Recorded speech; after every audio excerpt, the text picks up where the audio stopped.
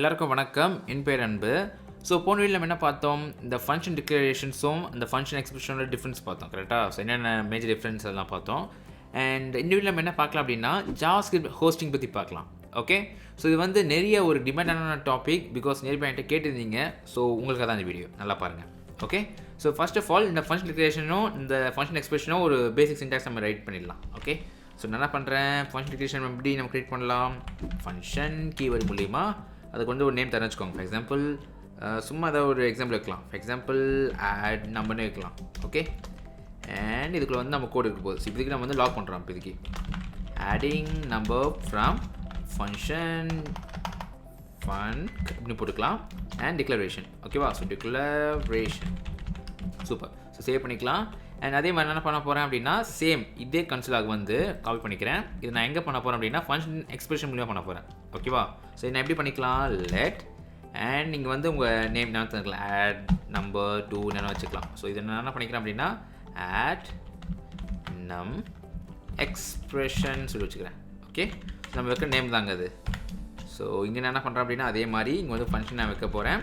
ஓகேவா? ஸோ இந்த ஃபங்க்ஷனுக்குள்ளே வந்து அனானமஸாக இருக்க போகுது. ஸோ நான் வந்து இது மாதிரி நேம் தரணும்னு அவசியம் கிடையாது. ஓகேவா? ஸோ இப்படி போட்டுட்டு அண்ட் கடைசியாக வந்து இப்படி போட்டுக்கிறேன். ஓகே, அண்ட் நல்லா பாருங்கள், மறக்காமல் நீங்கள் இதை போட்டுக்கணும். ஓகே, இந்த சிம்பிளாக போட்டு முடிச்சுக்கணும், பிகாஸ் இது வந்து ஒரு எக்ஸ்பிரஷன். கரெக்டாக? Okay, perfect. அண்ட் இதுக்குள்ளே வந்து நான் கன்சிடர் பண்ண போகிறேன். ஓகேவா? இப்போ நான் வந்து சேவ் பண்ணுறேன். அண்ட் அவுட்புட் எதுவுமே வராது, பிகாஸ் நம்ம எதுவுமே அது கால் பண்ணல. ஓகேவா? Okay, fine. இப்போ நம்ம என்ன பார்க்கலாம் அப்படின்னா, இந்த ஃபங்க்ஷனை வந்து நம்ம கால் பண்ணி பார்க்கலாம். ஓகே, ஸோ நான் என்ன பண்ணுறேன் அப்படின்னா, கீழே கால் பண்ணுறேன் ஆட் நம்பர் சொல்லிவிட்டு. ஓகே, ஸோ இது வந்து ஆட் நம்பர் டிக்ளரேஷனும் போட்டுக்கிறேன். So தேர்த்துக்காக declaration. அண்ட் அதே மாதிரி நான் காப்பி பண்ணிவிட்டு மேலே போட்டுடுறேன். ஆட் நம்பருக்கு அப்புறமா இல்லை அப்படி யூஸ் பண்ணிக்கிறேன். So save. அண்ட் இங்கே பார்த்தீங்க அப்படின்னா, நான் வந்து லைன் இந்த ஃபங்க்ஷனை வந்து மேலே டிக்ளேர் பண்ணிட்டேன். ஓகேவா? நான் கீழே கால் பண்ணும்போது எனக்கு வந்து எக்ஸிட் ஆகுது, பிகாஸ் நான் கன்சிடர் ஆகுது நல்லா பார்க்க முடியுது. Okay, perfect. இதுவே வாட் சப்போஸ் நான் அதை அப்படியே கட் பண்ணிவிட்டு, ஓகேவா, கட் பண்ணிவிட்டு டாப்பில் போகிற வச்சுக்கோங்களேன், அப்போ வந்து எக்ஸிக்யூட் தான் பார்க்கலாம். ஸோ பேஸ்ட் பண்ணிடுறேன், சேவ். அண்ட் இங்கே பார்த்தீங்கன்னா இங்கே வந்து ஒர்க் ஆகுது பர்ஃபெக்டாக.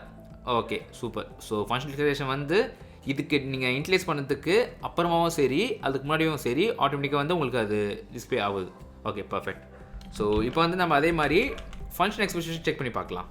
ஓகேவா? ஸோ நான் என்ன பண்ணுறேன் அப்படின்னா, இது கீழே வந்து ட்ரை பண்ணி பார்க்குறேன். First of all so add no expression and இது வந்து ஃபங்க்ஷனால் இது மாதிரி போட்டு நான் கால் பண்ணிக்கிறேன். சேவ். அண்ட் நீங்கள் பார்த்தீங்கன்னா add number from function declaration இல்லை, இது வந்து என்னது, எக்ஸ்பிரஷன். கரெக்டாக? Expression save. அண்ட் நீங்கள் பார்த்தீங்கன்னா adding number from function expression சொல்லி வருது. Okay, perfect. ஸோ இந்த கண்டிஷனில் பார்த்தீங்க அப்படின்னா நம்மளுக்கு வந்து அதுக்கப்புறமா வந்து இது ஒர்க் ஆகுது. ஓகே, இது ஒர்க் ஆகுதுன்னா அது அவுட்புட் வந்து நம்மளுக்கு டிஸ்பிளே ஆகுது. அதுவே வாட் சப்போஸ் நான் வந்து டாப்பில் போகிறேன் வச்சுக்கோங்களேன், அதாவது இது கிரியேட் பண்ணதுக்கு முன்னாடி போகிறேன் வச்சுக்கோங்களேன், போடுறேன், சேவ். அண்ட் இங்கே பார்த்தீங்க அப்படின்னா ரெஃபரன்ஸ் எரர் சொல்லிட்டு வருது. cannot access add no expression before initialization சொல்லிட்டு வருது. ஸோ இதுதான் நீங்கள் ஞாபகம் வச்சுக்க வேண்டியது. ஸோ நல்லா ஞாபகம் வச்சுக்கோங்க, ஃபங்க்ஷன் டிக்ளரேஷன்ஸ் வந்து வேறு, ஃபங்க்ஷன் எக்ஸ்பிரஷன் வந்து வேறு. பிகாஸ் ரெண்டுமே ஒரே விஷயம் பண்ணது வச்சுக்கோங்களேன், அவங்க வந்து இது மாதிரி பண்ணியிருக்க மாட்டாங்க. இதுக்குன்னு ஒரு ஸ்பெஷாலிட்டி இருக்குது, அதுக்குன்னு ஒரு ஸ்பெஷாலிட்டி இருக்குது. ஸோ நம்ம ரெண்டுக்குமே வந்து நம்ம டிஃப்ரென்ஸ் நம்ம தெரிஞ்சுக்கணும். அதுக்காக தான் இந்த வீடியோ. ஸோ இங்கே பார்த்தீங்க அப்படின்னா, சின்ஸ் இது வந்து ஒரு எக்ஸ்பிரஷனால் நம்ம டேரெக்டாக இதுக்கு முன்னாடி நம்ம கால் பண்ண முடியாது. ஸோ இது நம்ம இன்ட்லேஸ் பண்ணிவிட்டு இது நம்ம வந்து இது கீழே தான் நம்ம கால் பண்ணணும். ஓகேவா? இதுதான் இப்படி தான் எக்ஸ்பிரஷன் ஒர்க் ஆகும். இப்போ நீங்கள் சிம்பிளாக நீங்கள் பாருங்களேன். ஃபார் எக்ஸாம்பிள் சிம்பிளாக வந்து ஒரு லெட் நேம் போடுறீங்க வச்சுக்கோங்க. நேம் வேணாம், லெட் நம்பர் 1 போடுறீங்க வச்சுக்கோங்களேன். 1 வந்து ஒரு நம்பர். கரெக்டாக? இப்போ நான் வந்து இங்கே நான் கால் பண்ணிக்கலாம் நம்பர் சொல்லிவிட்டு. ஓகே, இது நான் வந்து லாக் பண்ண அப்படின்னா எனக்கு வந்து வரணும். So cut log number, save. And நீங்கள் பார்த்தீங்கன்னா 1 சொல்லிட்டு வருது. Okay, perfect. அதுவே நான் டிக்ளரே பண்ணாமல் இதுக்கு மேலே நான் இப்படி கால் பண்ண வச்சுக்கோங்களேன், எப்படி வரும் உங்களுக்கு? நம்ம வந்து கிரியேட்டே பண்ணல. கரெக்டாக? ஸோ சேவ் பண்ணிங்க அப்படின்னா திரும்பி இங்கேயும் பார்த்தீங்கன்னா ரெஃபரன்ஸ் ஏரர் சொல்லிட்டு வருது. ஸோ இதுதான் விஷயம். ஸோ நீங்கள் எக்ஸ்பிரஷனால் நீங்கள் என்ன பண்ணணும் அப்படின்னா, நீங்கள் இன்ட்லேஸ் பண்ணிவிட்டு அதுக்கப்புறமா தான் நீங்கள் இது கால் பண்ணணும். ஓகேவா? ஆனால் நீங்கள் ஃபங்க்ஷன் டிக்ளரேஷன் பண்ணி இது பண்ணணும் அவசியம் கிடையாது. ஸோ ஏன்னு சொல்லிட்டு சில பேர் கேட்கலாம். சூப்பரான டவுட்டு. எனக்குமே டவுட் இருந்துச்சு, நான் நெட்டில் சர்ச் பண்ணி பார்க்கும்போது தான் தெரிஞ்சது. ஸோ இது பை டிஃபால்ட்டாக நீங்கள் இந்த கோட் ரன் பண்ணும்போது இந்த ஃபங்க்ஷன் டிக்ளரேஷன் இருக்குது பார்த்தீங்களா, அது வந்து டாப்பில் போயிடும். ஸோ ஃபார் எக்ஸாம்பிள் இங்கே வந்து உங்கள் கோட் இப்படி இருக்கு வச்சுக்கோங்களேன். ஸோ இதை நீங்கள் வந்து எக்ஸிக்யூட் பண்ணும்போது என்ன ஆகும் அப்படின்னா, இந்த டிக்ளரேஷன்ஸ், இந்த ஃபங்க்ஷன் டிக்ளரேஷன்ஸ் எல்லாமே வந்து மேலே போயிடும். ஓகே, ஸோ இப்போ வந்து இப்போ டெக்னிக்கலாக பாருங்களேன், இது வந்து ஆல்ரெடி நம்ம வந்து மேலே இருக்குது அண்ட் கீழே வந்து நீங்கள் போடுற எல்லா கோடுமே இதில் இருக்குது. அதனால தான் உங்களுக்கு வந்து எந்த எரருமே ஷோ ஆகல இந்த ஃபங்க்ஷன் டிக்ளரேஷனில். ஓகே, ஸோ ஆனால் நீங்கள் ஃபங்க்ஷன் எக்ஸ்பிரஷன் பார்த்தீங்க அப்படின்னா சின்ஸ் வந்து எக்ஸ்பிரஷனால அது அப்படியே தான் இருக்கும், ஆஸ் இட் இஸ் அப்படியே தான் இருக்கும்.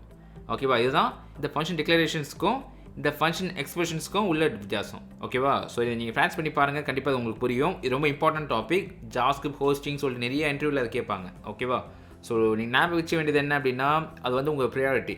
ஓகேவா, ஸோ இப்போ நீங்கள் வந்து திரும்ப ஒரு வாட்டி நான் சம்மரைஸ் பண்ணிடுறேன். ஓகே, நான் அப்படியே அன்டூ பண்ணிட்டு பிகாஸ் இது வந்து ஒரு இம்பார்ட்டன்ட் டாபிக்னால நான் திரும்ப ஒரு வாட்டி கால் பண்ணிடுறேன். ஓகே, ஸோ ஃபங்க்ஷன் டிக்ளரேஷனில் வந்து நீங்கள் கால் பண்ணும்போது நீங்கள் எங்கே வேணால் கால் பண்ணிக்கலாம். ஸோ இது வந்து அதுக்கப்புறமா நீங்கள் கால் பண்ணிக்கலாம். அதாவது அப்புறமானா லைக் நீங்கள் இன்ட்லைஸ் பண்ணிவிட்டு, இதுதான் இன்ட்லைசேஷன் கரெக்டாக. நீங்கள் இன்ட்லைஸ் பண்ணிவிட்டு கூட நீங்கள் அதை கால் பண்ணிக்கலாம். அண்ட் ஆல்சோ நீங்கள் அதுக்கு முன்னாடி நீங்கள் கால் பண்ணிக்கலாம். ஓகே, ஸோ ஃபங்க்ஷன் டிக்ளரேஷனில் இது பண்ண முடியும், ஆனால் ஃபங்க்ஷன் எக்ஸ்பிரஷனில் உங்களால் பண்ண முடியாது.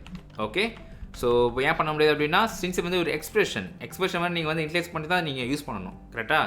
ஸோ இன்ட்லைஸ் பண்ணதுக்கு முன்னாடி அதுக்கு வந்து தெரியாது, நீங்கள் யார் எதுவுமே இதுக்கு தெரியாது. அதனால் எப்போயுமே நீங்கள் ஃபங்க்ஷன் எக்ஸ்பிரஷன் யூஸ் பண்ணீங்க அப்படின்னா அதுக்கப்புறமா தான் நீங்கள் அதை கால் பண்ணிக்கணும். ஓகேவா, ஓகே, ஸோ ஃபைன். அண்ட் இந்த ப்ராசஸ் பேர் தான் பார்த்தீங்க அப்படின்னா ஹோஸ்டிங் சொல்லுவாங்க ஜாவாஸ்கிரிப்டில். ஓகே, ஸோ நீங்கள் ஜாவாஸ்கிரிப்ட் இன்டர்வியூவில் ஏதாச்சும் இது மாதிரி கேட்டாங்க அப்படின்னா தி ஆர்டர் ஆஃப் பிளேசிங் அதுதான் விஷயமே. நீங்கள் ப்ராக்டிக்கலாக உங்களுக்கு எக்ஸ்பிளைன் பண்ணலாம். ஓகேவா, ஓகேங்க. ஸோ இது நம்ம வந்து ஃப்யூச்சரில் வந்து மேபி இதை பற்றி நம்ம பார்ப்போம். வேறு லாங்குவேஜ் கற்றுக்கும் போது லைக் ரியாக்ட் ஆங்கிலர் கற்றுக்கும் போது நம்ம அதை பார்ப்போம். பட் இதுக்கு இது தெரிஞ்சுக்கோங்க, இதுதான் பேசிக் திங். அண்ட் ஏதாவது டவுட் இருந்துச்சுன்னா கீழே கமெண்ட்டில் கேளுங்க, நான் கண்டிப்பாக நெக்ஸ்ட் வீடியோவில் வந்து ஆன்சர் பண்ண ட்ரை பண்ணுறேன். ஸோ நெக்ஸ்ட் வீடியோவில் நம்ம வேறு டாபிக் பற்றி பார்க்கலாம்.